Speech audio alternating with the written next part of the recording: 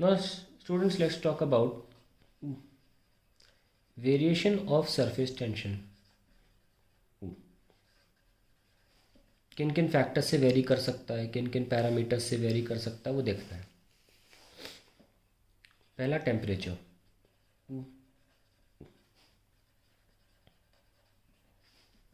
Surface tension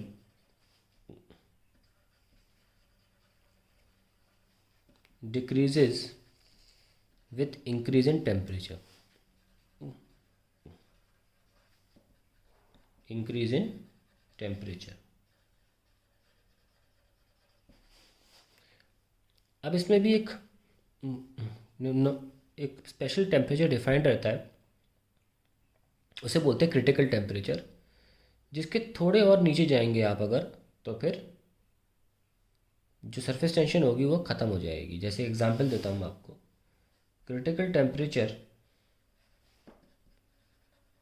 अगर water की बात करें तो इट इज़ अराउंड 653 केल्विन. ठीक है, ये क्रिटिकल टेम्परेचर है 653 केल्विन. और जो सरफेस टेंशन है, surface tension of water becomes zero at 647 kelvin. तो मैंने ये वैल्यूज़ इंटरनेट से ली, सिर्फ ये बताने के लिए कि what I am trying to say is the surface tension become zero few degrees below the critical temperature. और अलग अलग लिक्विड्स के लिए अलग अलग टेम्परेचर होता है ये. ठीक है. नाउ सरफेस टेंशन वेरी कैसे करता है ये बहुत मुश्किल है बताना एग्जैक्टली कैसे वेरी करता है. But for a very small range of temperatures, surface tension for a small range of temperatures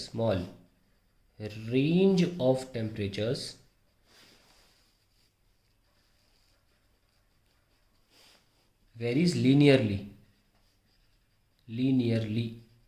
मतलब सरफेस टेंशन का अगर आप टेम्परेचर से ग्राफ बनाएंगे, टेम्परेचर को छोटे टी से दिखा रहा हूँ मैं, ठीक है, तो वो स्ट्रेट लाइन आएगा. ये बहुत ही कम रेंज के लिए होता है. मैंने डिग्री सेंटीग्रेड से बना दिया. ठीक है, बहुत ही कम रेंज, ज़्यादा रेंज नहीं है. तो उतनी सी रेंज के लिए we write a formula T equals to T naught 1 minus alpha T. Okay. तो जैसे जैसे आप टेम्परेचर बढ़ाओगे सरफेस टेंशन घटती चली जाएगी. और ये अल्फ़ा जो कहलाता है ये आपकी सरफेस टेंशन है जो मान लीजिए 0 डिग्री सेंटीग्रेड पर है. अब आप बढ़ाते चले जा रहे हो टेम्परेचर, तो सरफेस टेंशन देखो कम होती चली जा रही है ना, क्योंकि माइनस में एक वक्त ऐसा आएगा जब अल्फ़ा इंटू टी टेम्परेचर 1 हो जाएगा. 1 माइनस 1 ज़ीरो, सरफेस टेंशन जो है वो घट के 0 हो जाएगी. तो अल्फ़ा जो होता है उसको बोलते हैं temperature coefficient of surface tension.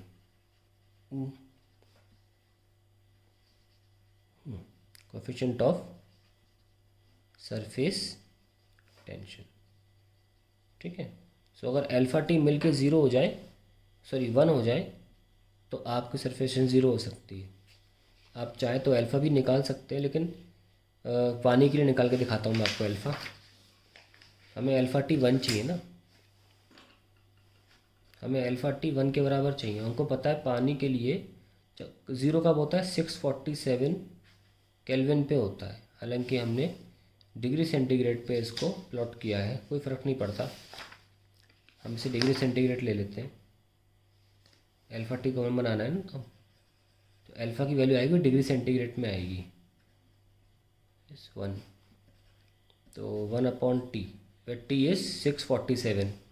तो सेंटीग्रेड में चेंज करना तो 273 से माइनस करते हैं, केल्विन में था ये 4 और 3 और 4 434.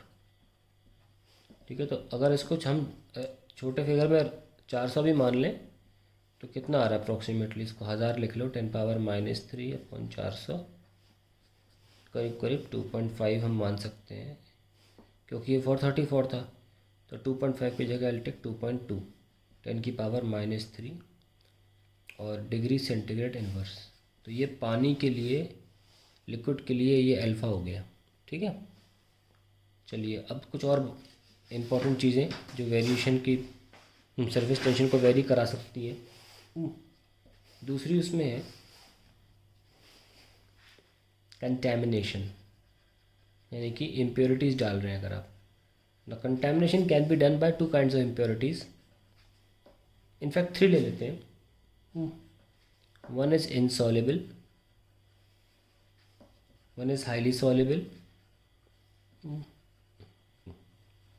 And third is sparingly soluble. Okay, तो ये 3 की वजह से क्या होता है, लेट्स सी। अगर इनसॉल्युबल डालेंगे, when insoluble impurities are added,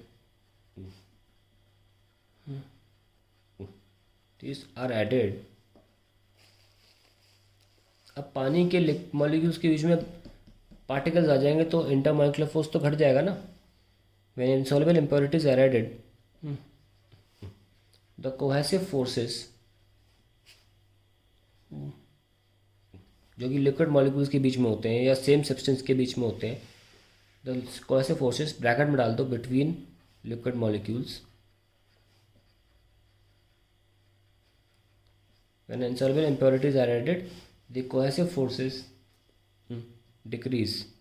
decreases as a result of it,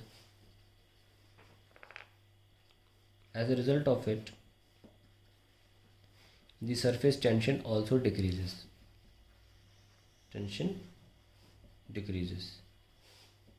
फिर दूसरे की बात कर लेते हैं, हाईली सॉल्युबल।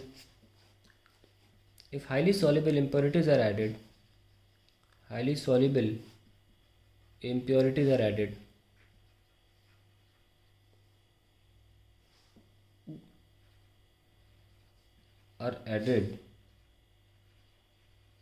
एग्जाम्पल नमक है ना, काफ़ी सॉल्ट्स जो डूब जाते हैं उनकी बात करो, जिंक सल्फेट भी ले सकते हो है ना, एटसेट्रा। जो मतलब एक आपने NaC ले ली, सल्फेट सॉल्ट ले ली, जो भी सॉल्ट्स डिजॉल्व हो सकती हैं वो डालने से क्या होगा, द सरफेस टेंशन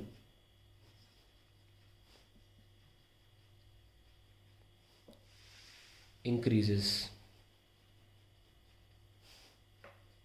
अब बात करते हैं सी की, sparingly soluble. In this case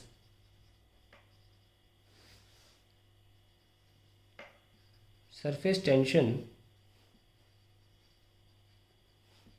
decreases. Okay, थोड़ी रिड्यूस हो जाती है। और स्पैरलिंग सॉल्युबल में एग्जाम्पल आता है डिटर्जेंट, और डाले इसीलिए जाता है क्योंकि सरफेस टेंशन अगर ज़्यादा होगी तो पानी फैलेगा, अंदर घुसेगा नहीं, है ना। और हम चाहते हैं अंदर घुस के सफाई करे, तो साबुन वाला पाउडर डालने से सरफेस टेंशन घट जाता है। उसके घट जाने की वजह से अडहेसिव फोर्सेस जो हैं वो डोमिनेट करने लगते हैं, और अडहेसिव जीन्स के कपड़ा और पानी के बीच में जो लिक्विड मॉलिक्यूल्स हैं जिसमें साबुन डाला है इस वक्त, वो ज़्यादा होगा इन कंपैरिजन टू खाली पानी से धोना। इसलिए सादे पानी से कोई कपड़े नहीं धोता, कारण यही है। पता किसी को नहीं है कि क्यों नहीं हो रहा है ऐसा, और साबुन से क्यों धुल जाते हैं, पता चला होगा आपको कारण, due to surface tension reduced. तो पानी अब अंदर अब्जॉर्ब हो सकता है आसानी से। पहले क्या करता था, पानी केवल सरफेस पे ही रहता था, फैल जाता था। फैलना भी तो कम करना है, ठीक है। That is called surface tension reduced by adding sparingly soluble impurities. तो ये ऐसे वेरिएशन होता है।